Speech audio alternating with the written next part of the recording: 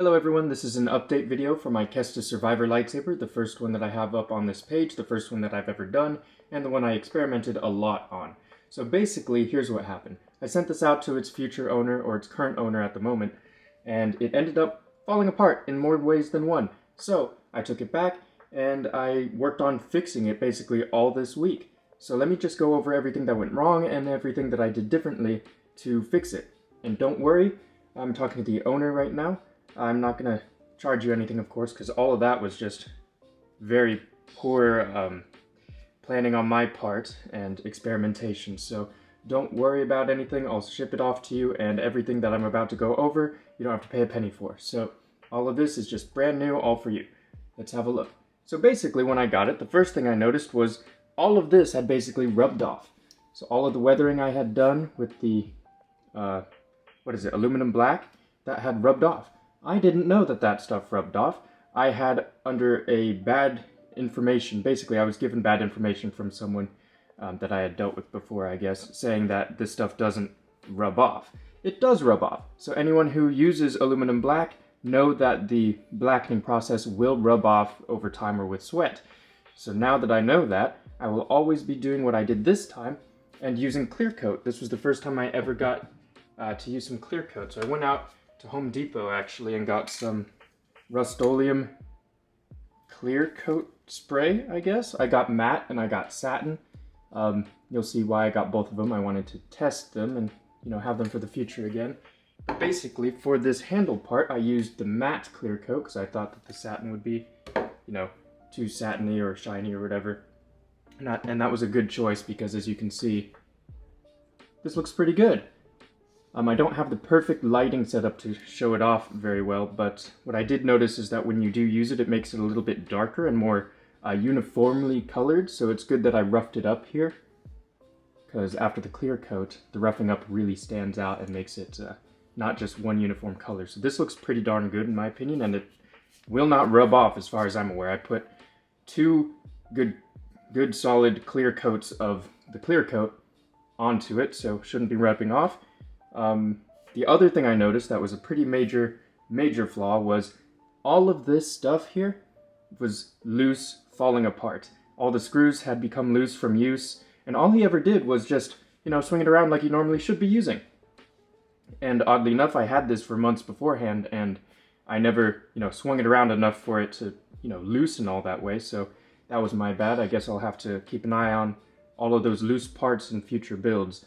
So that is a big detriment towards this hilt in particular, is the fact that it is made up of so many parts that are held together by screws. I think there's like, there's 3, 6, 9, 10, there's at least 10 different screws in here. And each one of those is a weak point in this hilt, especially when you're swinging it around. It creates a lot of torque and tension, so that just loosens everything up. So that is not a great design feature of this hilt. So basically what I went and did was, first of all, just like with the install that I did after this, for the Kestis Survivor that was chrome and not, weathered, for that one, what I noticed was when it was sent in to me by the customer, this screw that is underneath this guy, I'll just reveal it so that you guys have something to look at while I'm talking about it. But basically, underneath this magneted box section, you've got this screw. And what I noticed was on the other one, the small screw didn't work anymore. For some reason, the threads were, I guess, worn down, so it wouldn't hold on to anything. So this whole collar piece just would not be tight. And then when I got this back, I discovered it happened again, which is weird, because when I sent it out, it was all super tight, super solid. Everything was super solid, but through use, everything fell apart. And then that just wore out all of its threads. But luckily, I have my thread tap that I got last time. So I went ahead and tapped, once again, the M3, I think, or M2.5 it might be. One of those. I think it's M3 thread tap, and then I have the M3 screw that came extra with the kit, so I think there's 2 more extra in there. But now that holds it super solidly. But, of course, I'm not going to rely only on that, because just through use, it made everything loose. So what I did, my final step, once I knew everything else was nice and solid, was I put a bunch of E6000 on each and every Whew, I'm out of breath. I'm not used to talking this much. Anyways, I put E6000 on each individual loose piece, every part that goes together in here, left it overnight, and it is super, super solid right now, and I believe it should hold up pretty darn well. At the very least, it's going to hold up way better than just those screws, because I can't believe those things just came apart like that. But what I did was just glue everything down, re-weathered this, used clear coat, so now the hilt itself is rock solid, super nice. I also cleaned up some of this stuff because I think some of the weathering must have smeared up everywhere else, so I've pretty much cleaned the rest of it. Now for the other thing, I had to do a complete reinstall of the chassis because the way that I had the chassis designed before, the USB-C port, I had it glued in with super glue or whatever, or Loctite. So I glued it in, and as you can see, it's a completely new layout. I used to have the USB-C right in the middle, because I thought it would be nice to have that, and then USB-C, and then the charging module underneath it. But that, apparently the glue just broke after a few uses, or I don't know how many uses, but eventually it broke down, so then the USB-C port got pushed downwards into the chassis so you can no longer plug it in. So I did a complete new reinstall and a new reprint of the chassis and redesign of it in order to get rid of that problem. So what I did was I moved it to the side, as you can see, and I created, if this would zoom in, and I created a little ledge on the inside of the chassis. But basically, you can't really see it very well, but basically the bottom of the USB-C port is now resting on a ledge, a 3D printed ledge that's pretty thick. So this is not going to go anywhere ever, and E6000 is holding it down. So you plug it in, will not press in, will not come out. That is super solid now. And I also changed the charging module a little bit. I had to replace this because getting that out of the chassis was ridiculous. So I replaced the module, or the USB-C port. I also replaced the kill switch here, just because I couldn't get that one out of the chassis either.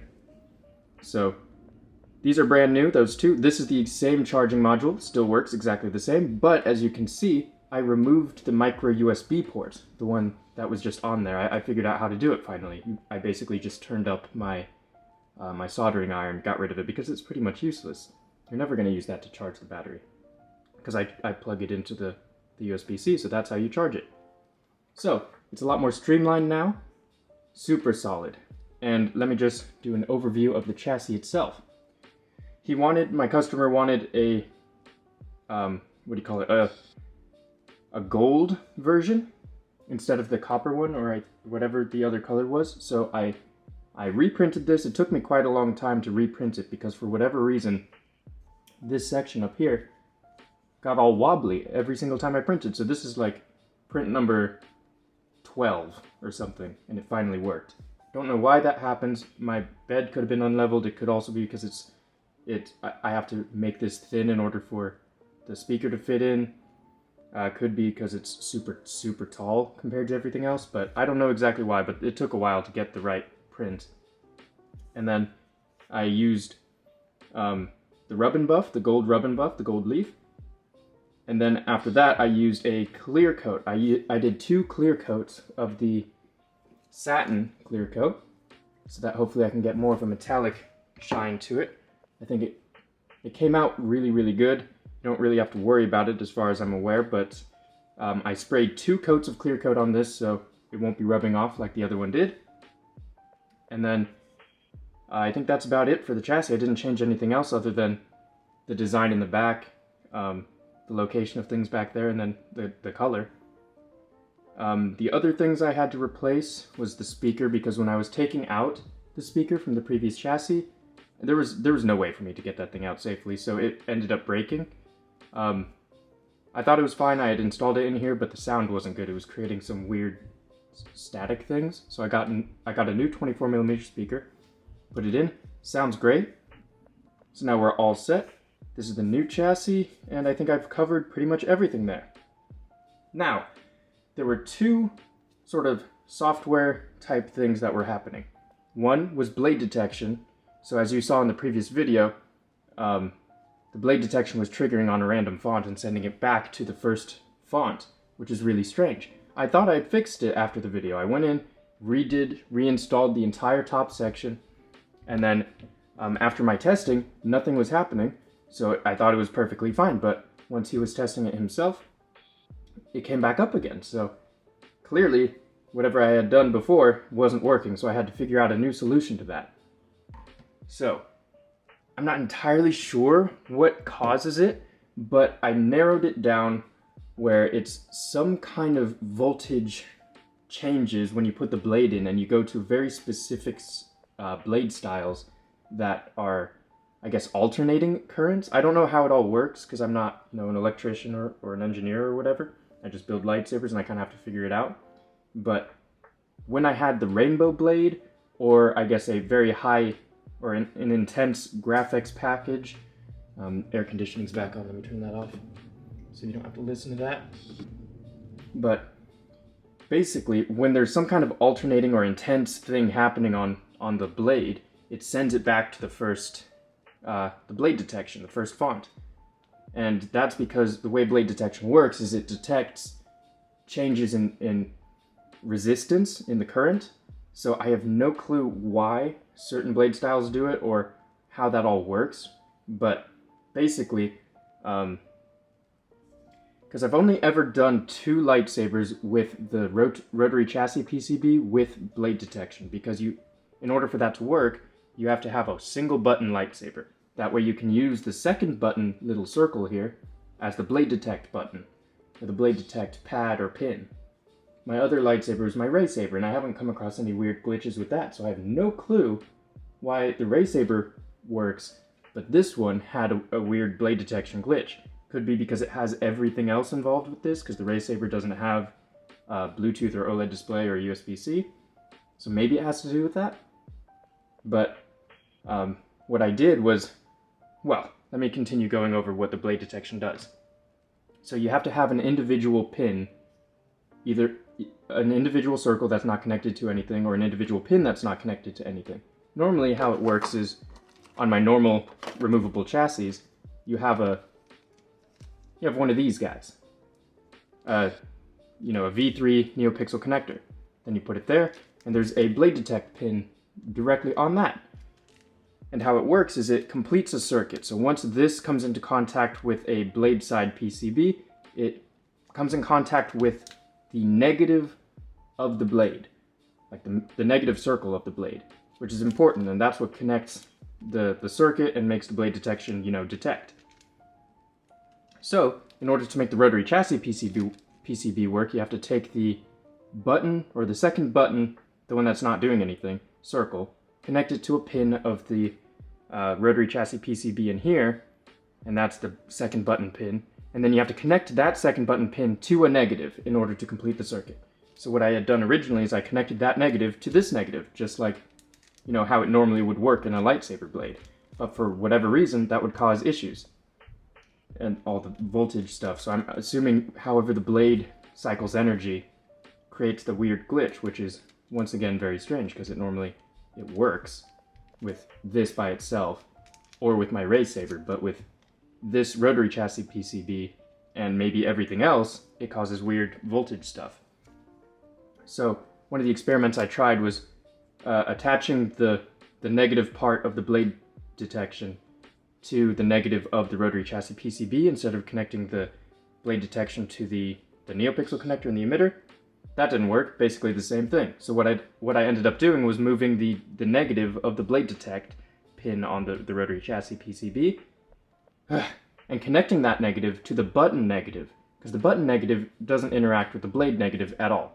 So any kind of weird voltage stuff happening with the blade won't affect the blade detection. And after that, it worked. But of course, getting to that point was a bit difficult because I had to uninstall and reinstall the emitter a ton of times. And then at some point, the buttons broke, so I broke maybe 2 buttons. The tactile buttons that go underneath this, not this hilt one. But it took quite a few tries, and I'm on the 3rd button, and then that's what worked. So the 3rd button ended up working, connected the negative of the blade detection to the button negative, and now the blade detection works perfectly. There's only one other glitch, but that has nothing to do with the install. It's some kind of software thing, and my customer's going to work on that with Tristan from the CrystalFocus.net. He's going to help him out with that. So I'll just show you how it works. You turn it on. You can reference the other video if you want to go over all the controls or how it all works, but I want to show you. Works just like normal. And then when you put it into the lightsaber, I like doing that. Does its blade detect business. There you go. I do have the volume a bit low because I was testing it a lot, so I'll just change that on the Bluetooth here. I'll show you that the Bluetooth works. Just connect it like normal. Volume. Yeah, it's on 20%. Let me move it all the way up to 60. Main configuration saved.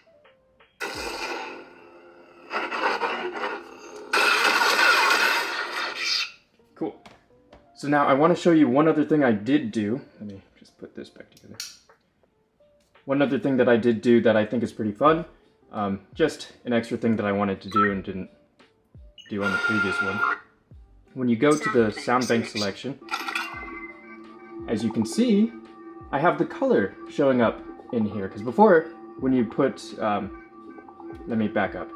When you go into the sound selection menu, there's no color coming from any accent LEDs or anything like that. But you can set up a glyph BMP in each font. So I have that set up here so that this color mimics whatever color the blade is. Green. Of course, I had to do it manually. It doesn't automatically detect it. Magenta. Orange. Purple. Yellow. So now you can just sort of White. preemptively see it. Of course, these sound fonts tell you what color it is. Party But saber. when it goes to something like this, that doesn't tell you the color, you can see it in sort of the faux crystal chamber I have here in the speaker venting. Off. You want me to put the hammer down? Blue. Green. Purple. So you can cycle through all of them. Green. And there's like 45 different fonts This on is this General thing. H. SD card US system menu. Games. Exit menu. So we'll just stick On with cow. that. And then I'll show you Speedy 1. this with the blade in it. And show you that it works. And it's all set up. And I'll just cycle through all the fonts just to show you that the, I guess the blade detect is working properly. Let's see here. Give me just a second. And then the other glitch that happens is that I was telling you about that you'll see is two of the fonts at the very end have some kind of weird prion glitch. They have a prion that they're not supposed to have. And I discovered that it only happens when you turn on the lightsaber, just turn the power on, and then you turn on the crispity graphics style before you go to those two fonts. So it only happens during those times. And then here's force activation, of course. There you go. But if you were to turn the lightsaber on, like turn the power off and turn it back on, and then go directly to those two fonts, it doesn't have the weird prion glitch. So let me just lay this down here. Alright, stay there. And then I'll go to my Bluetooth so we can cycle through all the different fonts. Hopefully it's not too loud. I might actually turn down the volume, because I know a few of these fonts are just ridiculous. So we'll do 30%. Cyan. Green. Indigo. Magenta. Orange. Purple. Yellow. Red. White. Party saber. So when I was first testing this blade would just completely screw up the blade detection, and then any kind of clashes that happen, anything that makes it, you know, really work for it, would send it back to the first font. And especially this one.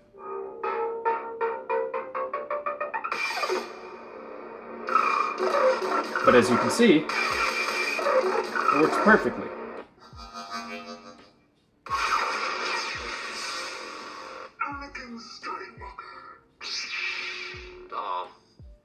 So now we're getting through the fonts that he wanted me to install on it himself. You want me to put the hammer down? I think this is the last one. This one's fun. And now we're on to all the ones that I normally install on lightsabers. This is the free package from Kyberphonic Fonts, called Kyber's Workshop. White. Yellow. I think this is from Phoenix Fonts. Take your weapon. Strike me down with all of your hatred. Or this could be from Syndicate Custom Relics, I don't know. It's been such a long time. Ah, yes.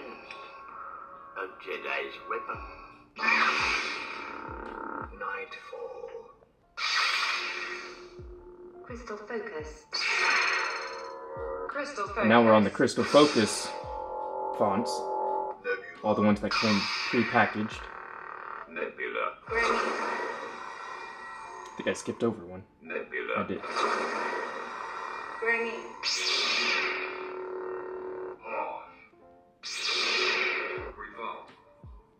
Now this one, for whatever reason, would always screw up the blade detection, even when I was testing other, iterations of the blade detection wiring. But, works perfectly now. I wish I knew exactly what was going on with all of it so that I can avoid it in the future, but at least on these rotary chassis PCB blade detection setups with a single button, I will wire the blade detection to the button negative. The old Republic line. Sometimes with the Bluetooth, the on sound doesn't show, or doesn't ignite. But that just seems to be a glitch with the way that I'm cycling through this, because I'm just going next font, I'm not even turning the blade on or off. This is General Kenobi. You can. Now there's the Prion glitch, you see, that's so weird. Negotiations begin. Ancient prophecies. But after the initial Prion glitch, once you turn the blade off and turn it back on again, it doesn't happen, except for the Ancient Prophecies one, which just cycles to a different Prion for the second ignition. See? Or I guess it was the same one that time. But then after the in all subsequent ignitions...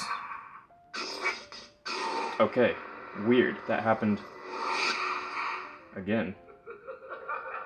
But anyways, it's just those two fonts, and it's only after you do the crispity thing, and then it screws up the Prion, which is really, really strange. And then we're back to the beginning. So yeah, I went over basically every single thing that I did to this lightsaber to change it, to fix it up, to make it all work again, because it was completely fallen apart before, so I am very happy I get to work through all of this and get it done, because that's ridiculous. Did not expect all the screws to come loose. Very bad design on Corban's part. Hopefully they won't do that for the future, but I don't know why they would change it. I finally got to use some clear coat, because I once again got some bad information about this, so I know this for the future, for the aluminum black. That stuff wears off. So use clear coat every time you use aluminum black if you want to keep it in tip-top shape, exactly how you wanted it. And then I just redid the main chassis, repainted it the way that the new owner wants it, which I think looks really cool. Now there's one more thing that I want you to know, you being the new owner, or current owner at this point, is I set it up so it's a little bit more streamlined in the wiring of the positive wires. So when you turn off the lightsaber, if it's not in deep sleep mode, the little accent light is going to stay on. So just turn it on until it turns off, and then flick it back on. So let me do it one more time. Turn on the lightsaber, that thing's going to be on. When you turn it off, it's going to be glowing. So all you have to do is just turn it back on and turn it back off, just real nice and quick, and there you go. It's all set.